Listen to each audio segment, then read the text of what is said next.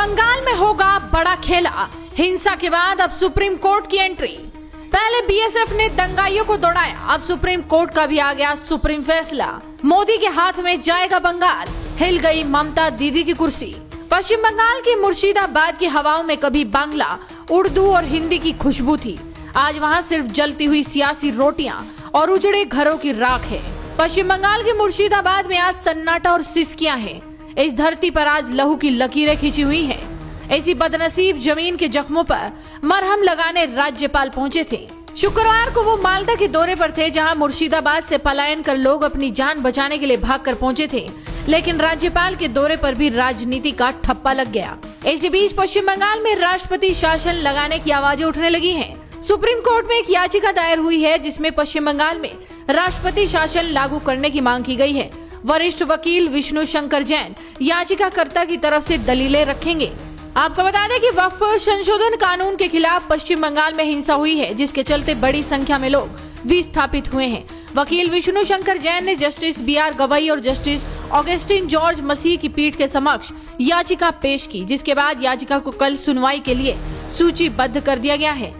याचिका में यह भी मांग की गई है कि बंगाल में पैरा मिलिट्री फोर्स की तैनाती की जाए और साथ ही रिटायर्ड जज की अध्यक्षता में एक 3 सदस्यीय समिति बनाकर हिंसा की जांच की जाए। याचिका पर पीठ ने कहा कि आप चाहते हैं कि हम राष्ट्रपति शासन लागू करने के लिए राष्ट्रपति को आदेश जारी करें, वैसे ही हम पर कार्यपालिका में अतिक्रमण करने का आरोप लग रहा है। दूसरी तरफ ममता बनर्जी की टीएमसी पार्टी राज्यपाल पर अनाप शनाप बयान दे रही है, तो वहीं बीजेपी मुर्शिदाबाद की घटना और हिंदुओं के पलायन पर ममता सरकार को घेर रही है। क्या ममता सरकार वक्फ कानून और मुस्लिम वोट बैंक के बीच फंस चुकी है? क्या मुर्शिदाबाद की हिंसा अचानक हुई या एक गहरी रणनीति का हिस्सा है?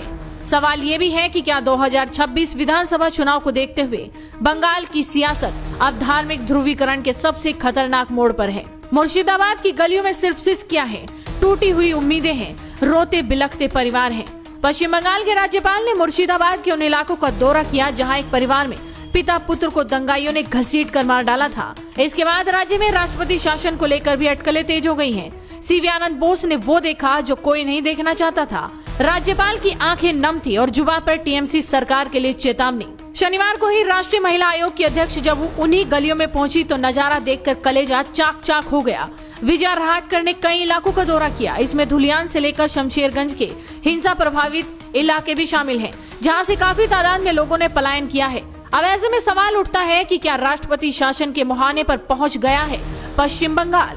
क्या बंगाल के हिंदुओं का दर्द अब सिर्फ एक चुनावी मुद्दा बनकर रह जाएगा? जब एक राज्य में सियासत सिर्फ वोटों की सोचती है और इंसानियत सिसकती है तो मामला गंभीर है, लेकिन इस गंभीर मामले की आग में घी डालने का काम कर रही है राजनीति। जब धर्म की आड़ में सियासत होती है तो सबसे बड़ा नुकसान उस आम आदमी को होता है जो बस शांति चाहता है। क्या बंगाल की राजनीति ने ये सबक अभी तक नहीं सीखा? मुर्शिदाबाद की सड़कों पर फैली राख से सियासत की जलने वाली भट्टी आखिर कब बुझेगी, कोई नहीं जानता। मुर्शिदाबाद का दर्द सिर्फ पश्चिम बंगाल का नहीं बल्कि भारत के लोकतंत्र की परीक्षा है। फिलहाल सुप्रीम कोर्ट में याचिका लगा दी गई है कि बंगाल में राष्ट्रपति शासन लागू कर दिया जाए। देखना होगा कि सुप्रीम कोर्ट कल इस मामले पर सुनवाई के बाद क्या फैसला सुनाता है। तो आप भी अपनी नजरें बनाए रखिए, साथ ही इस वीडियो को शेयर कीजिए और जुड़े रहिए हेडलाइंस इंडिया के साथ।